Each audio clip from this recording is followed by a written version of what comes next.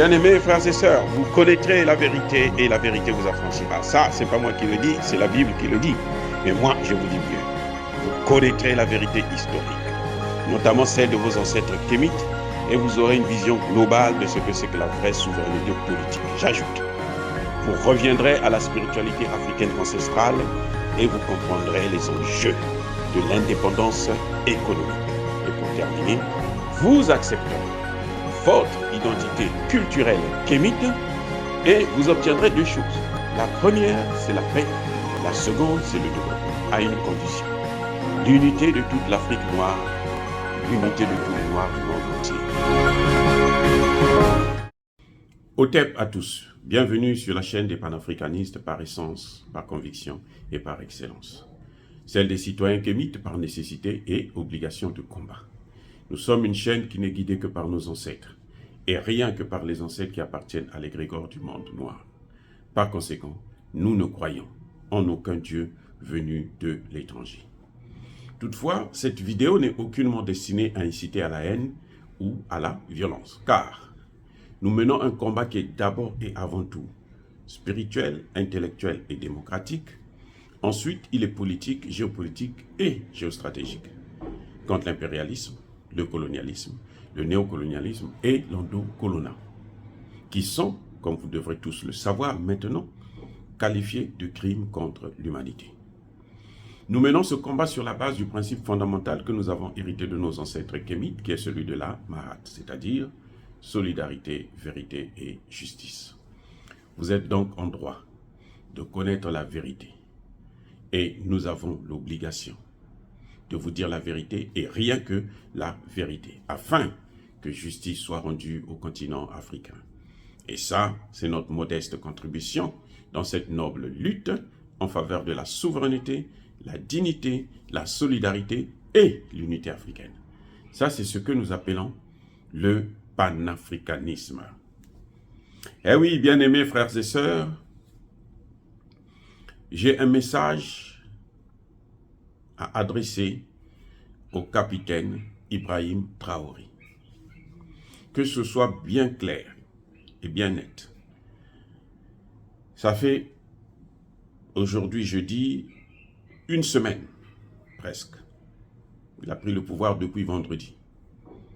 Ça fait une semaine qu'il a pris le pouvoir.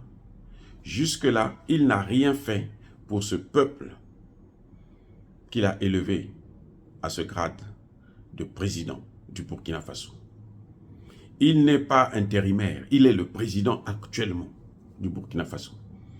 S'il y a quelqu'un qui peut prendre des actes en tant que président du Burkina Faso, c'est le capitaine Ibrahim Traoré. Maintenant, là, au moment où nous parlons. Ça fait une semaine.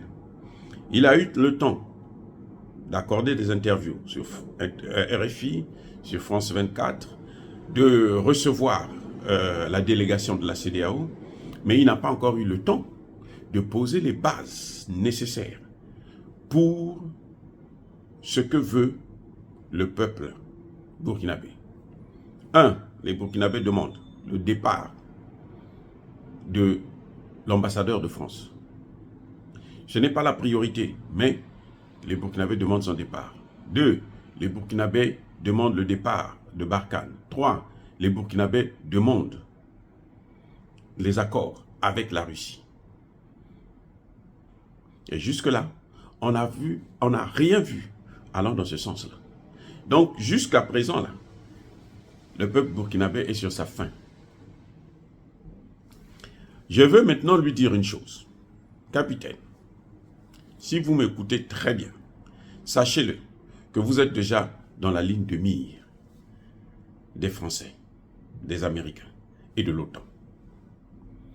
C'est-à-dire que s'ils peuvent vous tuer aujourd'hui, là, ils vont le faire. Ça, ils ne vont pas hésiter un seul instant. Emmanuel Macron, le lendemain de votre accession au pouvoir, il a convoqué le président Sissoko, un général. On l'a convoqué pour venir à Paris. Il a convoqué Alassane Ouattara pour aller prendre des instructions claires. Ne croyez pas que c'est en votre faveur, parce que vous avez bouleversé leur programme pendant ces quelques jours-là, jusqu'à ce qu'ils peuvent vous atteindre, Emmanuel Macron n'a pas sommeil. Il ne dort pas. Vous comprenez? Que ce soit bien clair, vous n'avez rien à attendre d'eux et vous n'avez pas le temps à perdre. Poutine a répondu, Prigozhin a répondu.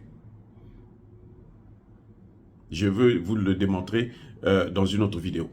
Mais pour l'instant, je vous dis, si vous n'êtes pas capable de prendre vos responsabilités là, laissez la place à quelqu'un d'autre sans attendre la transition ou quoi. Vous partez. Signez-nous les accords là, avec la Russie, avant de remettre le pouvoir à qui que ce soit. Je répète, vous avez l'obligation de signer les accords avec la Russie avant de remettre le pouvoir à qui que ce soit. Je répète une troisième fois. Vous avez l'obligation de signer les accords avec la Russie avant de remettre le pouvoir à qui que ce soit. Damiba a déjà parlé avec le ministre des Affaires étrangères. Il voulait nous mettre la poudre aux yeux. Vous profitez de ça pour aller de l'avant. Et pour signer les accords, vous n'avez pas besoin d'aller en Russie. Votre aîné qui est là au Mali, Assimi Goïta, n'est jamais parti au Mali, et plutôt en Russie que je sache. À moins qu'il soit allé en cachette la nuit. Et puis sachez-le, quand on n'assiste pas à une réunion des sorciers, si on n'est pas plus sorcier que ceux-là. Parce que là, vous allez laisser votre tête là, ou bien on va vous initier immédiatement. Donc, vous avez mis le pied dans la sauce là. Vous êtes déjà dans le bateau. Si ce bateau coule, vous coulez avec lui. Vous avez le droit et l'obligation en même temps de faire ce que le peuple vous a demandé. Si vous avancez, ce peuple va avancer avec vous. Si vous arrêtez, ils vont pointer toutes leurs armes sur vous. Si vous reculez, ils vont vous abattre. Vous êtes entre le marteau et l'enclume. Vous avez d'un côté le peuple qui vous soutient, qui veut qui a des revendications, qui a des besoins. Et vous avez la France, qui a des intérêts. Et la France ne vient jamais seule. Elle vient toujours avec les États-Unis. Elle vient toujours avec l'OTAN. C'est pour ça que vous avez vu que une fois que le coup d'État est consommé, les États-Unis ont envoyé leur message pour vous mettre en garde contre Wagner. Mais vous ne devrez pas écouter ça parce que je veux vous dire une chose, que les États-Unis, ils ont tué là, en Irak, 1 million d'enfants, sans état d'âme. 1 million. D'après les experts, on ne connaît pas le nombre, mais ils en ont trop. Ils disent pas moins de 500 000 enfants irakiens ont été tués lors de la première opération Tempête du désert. Cette opération-là a été menée sur la base d'un mensonge où ils sont allés prendre la fille de l'ambassadeur du Koweït qui s'est fait passer pour une Irakienne qui a été torturée, dont on a tué les parents, ainsi de suite. La deuxième opération, ils n'ont même pas compté le nombre de morts parce qu'il y en avait plus et trop. En Libye, là, ils ont tué tout le monde. Ils ont massacré. On ne connaît pas le nombre, on ne vous donne pas les chiffres. Il y en a qui disent 250 000, il y en a qui disent 500 000. Mais le chiffre, il est tellement énorme que personne ne veut dire la vérité. Parce que ça risque de donner du froid au dos à tout le monde. Et non seulement ils ont tué, ils ont pris les réserves d'or de la Libye. Ça a disparu. Et quand là où il y a les États-Unis, et il y a la France, là, il y a les États-Unis qui sont derrière pour les soutenir. Tous ceux qui se ressemblent s'assemblent. L'opération en Libye, l'assassinat de Kadhafi, la destruction, la déstabilisation de la Libye, qui a entraîné la déstabilisation du Sahel, était un plan qu'ils avaient préparé ensemble. même si c'est la France qu'on avait mis devant, comme on le fait maintenant au Burkina Faso. On met la France devant. Mais en France, en fait, la France n'est pas seule, elle vient toujours avec ses alliés. Donc, vous, si vous voulez sauver votre vie, si vous voulez satisfaire ce peuple qui vous a soutenu, qui a permis à ce que vous puissiez prendre les choses en main, vous devrez signer ces accords avant que vous remettez le pouvoir à quelqu'un d'autre, que ce soit un civil ou que ce soit un militaire. Et cessez même de dire que vous êtes obligé. Vous n'êtes pas obligé de remettre le pouvoir. Si le peuple veut de vous, parce que c'est le peuple qui doit décider, ce n'est pas vous. Préparez-vous à continuer à gérer le pays. Je le répète, préparez-vous à continuer. Au moment où je vous parle, si la France a fait venir Sissoko et Ouattara, c'est parce qu'ils ont mis en place un mécanisme pour qu'ils puissent trouver des gens. On cite même le nom de l'ancien ministre des Affaires étrangères de Kaboré. Il y a beaucoup de noms. Des gens qui sont déjà corrompus. Vous écoutez le langage, ce qu'ils disent là.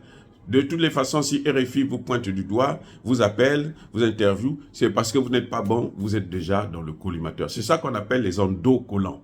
Ils sont déjà dedans. Ils sont perdus déjà d'avance. Donc, en ce moment, ils sont en train de corrompre, y compris dans votre entourage, autour de vous. Vos proches, ceux qui ont fait le coup d'État avec vous, ils sont en train de les contacter et leur proposer l'argent. Comme ils ont fait avec Damiba.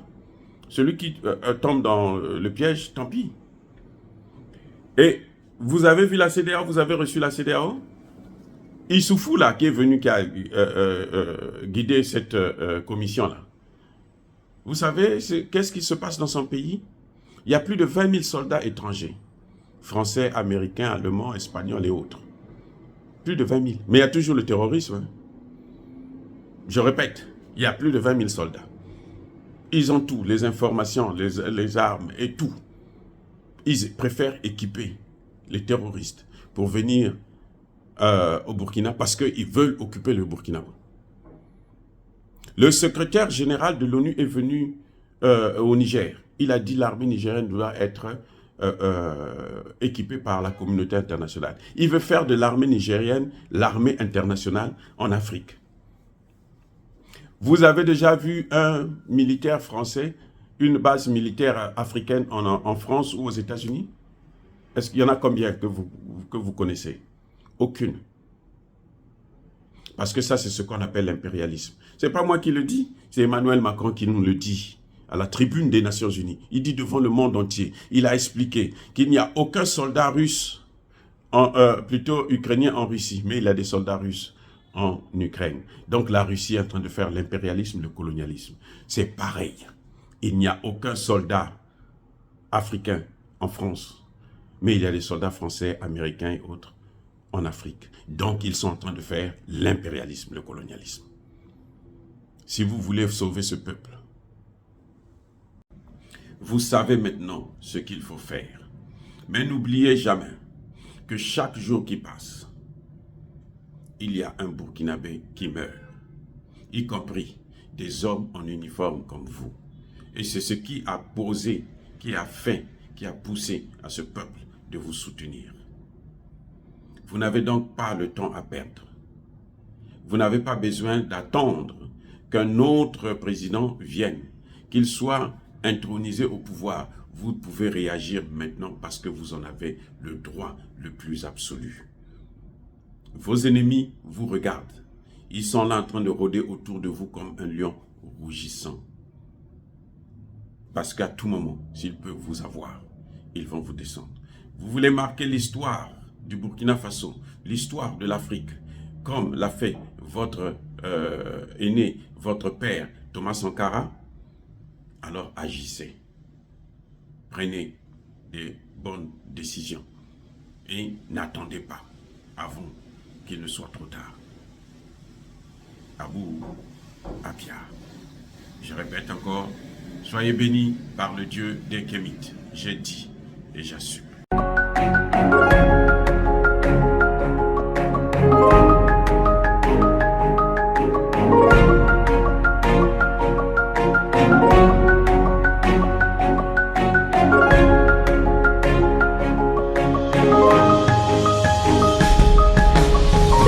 Eux, ils marchent par la foi et non par la vue.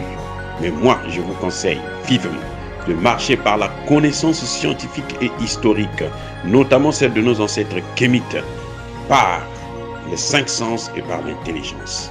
À vous, à Pierre.